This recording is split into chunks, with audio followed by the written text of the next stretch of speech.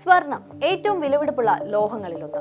ലോകമെമ്പാടുമുള്ള രാജ്യങ്ങൾ തങ്ങളുടെ സാമ്പത്തിക അടിത്തറ ശക്തമാക്കുന്നത് തങ്ങളുടെ കരുതൽ സ്വർണ്ണ ശേഖരം കൊണ്ടാണ്. ബാങ്കുകളിലെത്തുന്ന സ്വർണം ബാങ്കുകളുടെയും സ്വർണം നിക്ഷേപിക്കുന്ന വ്യക്തികൾക്കും ശക്തമായ അടിത്തറ നൽകുകയും ചെയ്യുന്നുണ്ട്. എന്നാൽ കഴിഞ്ഞ ഏതാനും ദിവസങ്ങളായി ഇംഗ്ലണ്ടിനെ ആശങ്കയിലാഴ്ത്തുന്ന കാര്യമാണ് നടന്നുകൊണ്ടിരിക്കുന്നത്. കോടിക്കണക്കിന് ഡോളറിന്റെ സ്വർണമാണ് അമേരിക്കൻ ബാങ്കുകൾ ഇംഗ്ലണ്ടിൽ നിന്ന് ന്യൂയോർക്കിലേക്ക് മാറ്റിയിരിക്കുന്നത്. അമേരിക്കൻ പ്രസിഡന്റ് തിരഞ്ഞെടുപ്പ് മുതൽ തന്നെ സ്വർണത്തിന്റെ ഈ ഒഴുക്ക് ആരംഭിച്ചിരുന്നു. ബാങ്ക് ഓഫ് ഇംഗ്ലണ്ടിന്റെ നിലവറകളിൽ 200 ബില്യൺ പൗണ്ടിലധികം വിലമതിക്കുന്ന 100 കണക്കിന് ടൺ സ്വർണ്ണ ശേഖരമാണുള്ളത്. കനത്ത സുരക്ഷയിലുള്ള 9 നിലവറകളിലാണ് സ്വർണം സൂക്ഷിച്ചിരിക്കുന്നത്. ഇവിടെ നിന്നാണ് സ്വർണം ന്യൂയോർക്കിലേക്ക് മാറ്റിയിരിക്കുന്നത്. ഇതിന് കാരണമാകട്ടെ ട്രംപിന്റെ പുതിയ വ്യാപാര നയങ്ങളുമാണ്. അമേരിക്കൻ പ്രസിഡന്റായുള്ള ഡൊണാൾഡ് ട്രംപിന്റെ 2ാം വരവ് ലോകത്തെ വ്യാപാര യുദ്ധത്തിലേക്ക് നയിക്കുമെന്ന സൂചനയാണ് പുറത്തുവരുന്നത്. ട്രംപിന്റെ ഭരണകാലത്ത് US താരിഫുകൾ ഏർപ്പെടുത്താനുള്ള സാധ്യതയെക്കുറിച്ചുള്ള ആശങ്കകൾ കണക്കിലെടുത്ത് സ്വർണം ന്യൂയോർക്കിലേക്ക് മാറ്റിയിരിക്കുന്നത്. ലണ്ടനിൽ നിന്ന് സ്വർണത്തിന്റെ വലിയൊരു ഭാഗം ന്യൂയോർക്കിലേക്ക് എത്തിക്കഴിഞ്ഞുവെന്നാണ് ഇൻഡിപെൻഡന്റ് റിപ്പോർട്ട് ചെയ്യുന്നത്.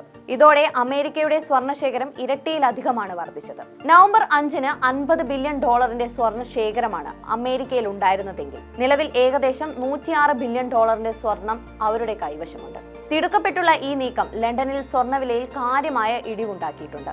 ട്രംപിന്റെ താരിഫ് ഭീഷണികൾ തന്നെയാണ് ഈ തിടുക്കപ്പെട്ടുള്ള നീക്കത്തിന് കാരണം. കഴിഞ്ഞ ആഴ്ച സ്റ്റീൽ, അലൂമിനിയം എന്നിവയ്ക്ക് ട്രംപ് 25% നികുതി പ്രഖ്യാപിച്ചിരുന്നു. ഇതോടെ ട്രംപ് സ്വർണത്തിന് മേലും തിരുവ ഏർപ്പെടുത്തുമോ എന്ന് വ്യാപാരികൾക്ക് ആശങ്കയുണ്ട്.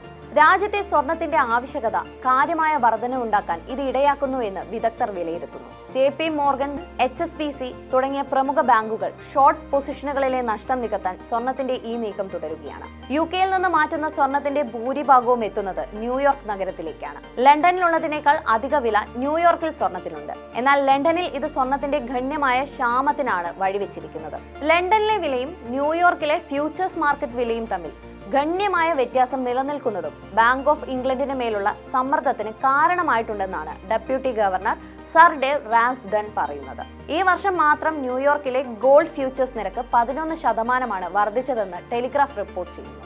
ലണ്ടനിൽ നിന്നും സ്വിസ് റിഫൈനുകളിൽ നിന്നും വലിയ അളവിൽ സ്വർണം പിൻവലിച്ചുകൊണ്ടാണ് ബാങ്കുകൾ ഇപ്പോൾ ഈ വില വ്യത്യാസം മുതലെടുക്കുന്നത്. ഈ മാസം മാത്രം JP മോർഗൻ 4 ബില്യൺ ഡോളർ മൂല്യമുള്ള സ്വർണം വിതരണം ചെയ്യാൻ പദ്ധതിയിടുന്നുണ്ടെന്നാണ് വിവരം. അമേരിക്കൻ ബാങ്കുകളുടെയും നിക്ഷേപകരുടെയും ഈ നീക്കം ലോകമെമ്പാടും എങ്ങനെയാണ് ബാധിക്കുന്നതെന്ന് കാത്തിരുന്നു കാണണം. നിലവിൽ 65,000-ലേക്ക് കുതിക്കുന്ന സ്വർണ്ണവില വീണ്ടും വർദ്ധിക്കാനുള്ള സാധ്യതകളും വിരളമല്ല.